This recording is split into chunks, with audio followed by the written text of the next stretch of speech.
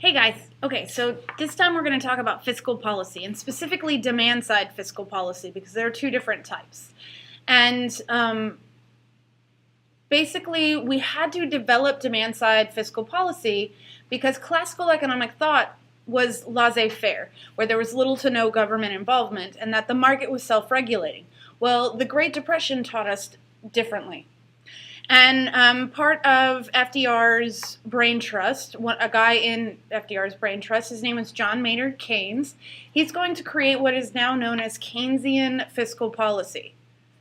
And basically what that means is that Congress and the president are going to take a proactive role in stabilizing the economy in an effort to regulate unemployment and inflation. Now, what that means is they're going to use the tools at hand to increase or decrease aggregate demand. And remember, I talked about aggregate demand in an earlier video. And aggregate demand and GDP are essentially the same thing. Because remember, when we think about GDP, it's how what we add up is how each sector of the economy is spending their money, right? Is spending. So, and that's what aggregate demand is, spending, total spending. So the most stable are consumer spending and government spending.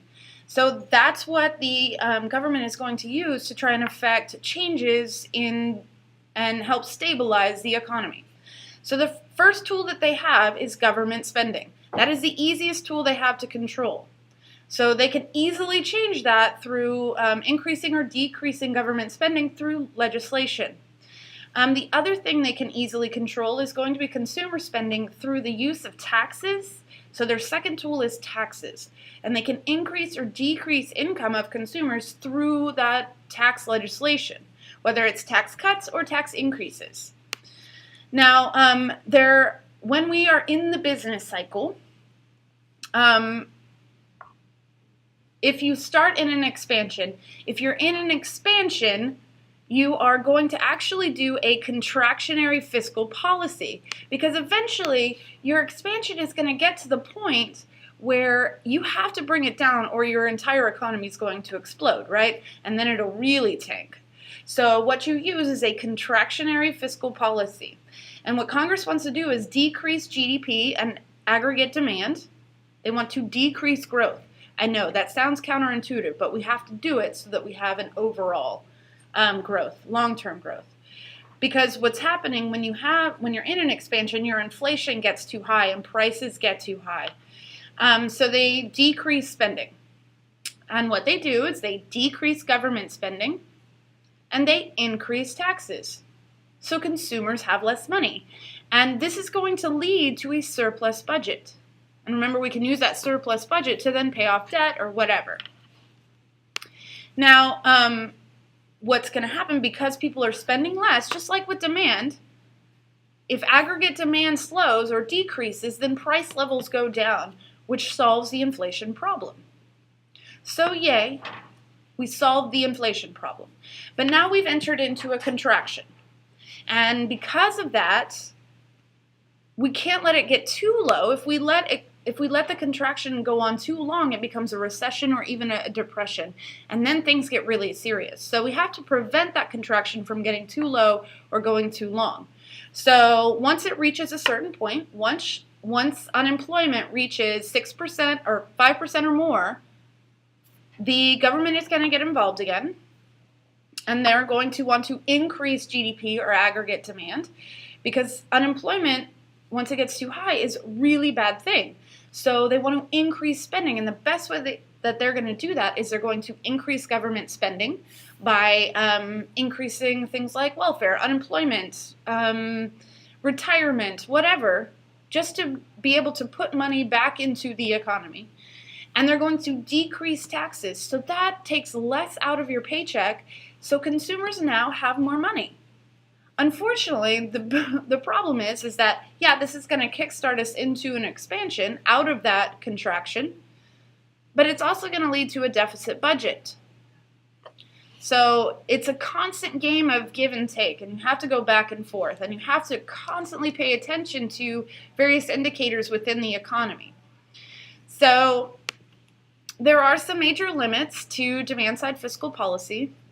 Most times it's not coordinated with monetary policy, and when you have two things that are trying to do the same thing, if they're not coordinated, they could potentially create some problems. They could potentially counteract each other.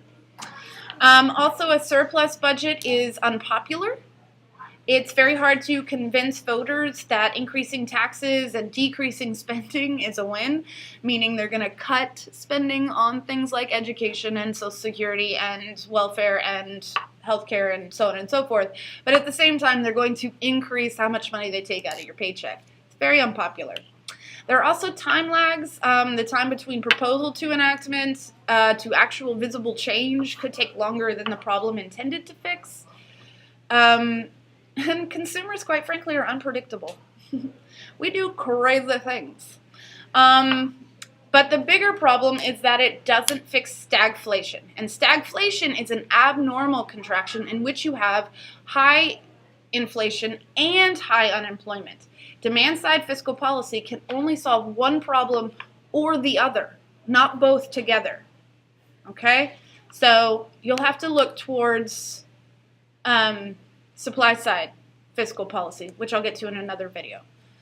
All right, so let me just show you what this looks like, the economic model for demand-side fiscal policy. Okay, so here is the business cycle. And at this point, make sure y'all can actually see that. So here we have our expansion, right? Everything is going up. That's GDP is going up, employment is going up, but so is inflation. And eventually what's going to happen, like if you're looking at the aggregate demand graph, so 81, 82, and AS, your aggregate demand is increasing. Your GDP is increasing. So, eventually we're going to reach about this point. And inflation is going to be above 3%, which is, that demand pull inflation above 3% is a dangerous position to be in. Because what ends up happening is you're pricing people out of markets. And they can't afford to buy your products even if they wanted to. So, government's going to get involved. And to solve this problem, we're going to look at another little graph here. We are going to, AS 81 is going to be reduced to 82. All right? So how they're going to do that is they're going to increase taxes. They're going to decrease government spending, or GS, and they're going to run a surplus budget.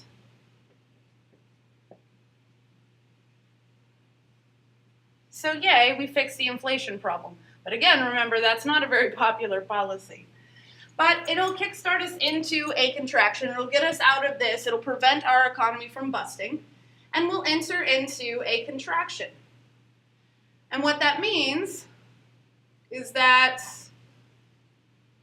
our aggregate demand is decreasing.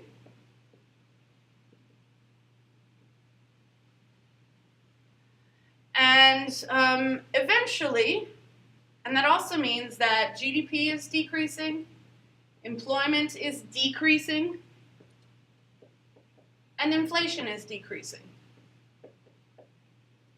But eventually we're going to reach this point. That's danger zone, right? And we're going to need to kickstart the business cycle back into an expansion so that unemployment doesn't get too low. So that is, once it reaches about 5%, and that's 3%, remember. 3% inflation is danger zone, 5% unemployment is danger zone. So at this point, the government is going to need to create a new policy, and they're going to need to increase spending. So increase your aggregate demand, shift your aggregate demand curve to the right, and they're going to do that by decreasing taxes, increasing government spending, and running a deficit budget. All right, hopefully that makes things a bit more clear about fiscal policy. Also check out supply side fiscal policy and the various articles that I have posted on the Canvas page. Good luck!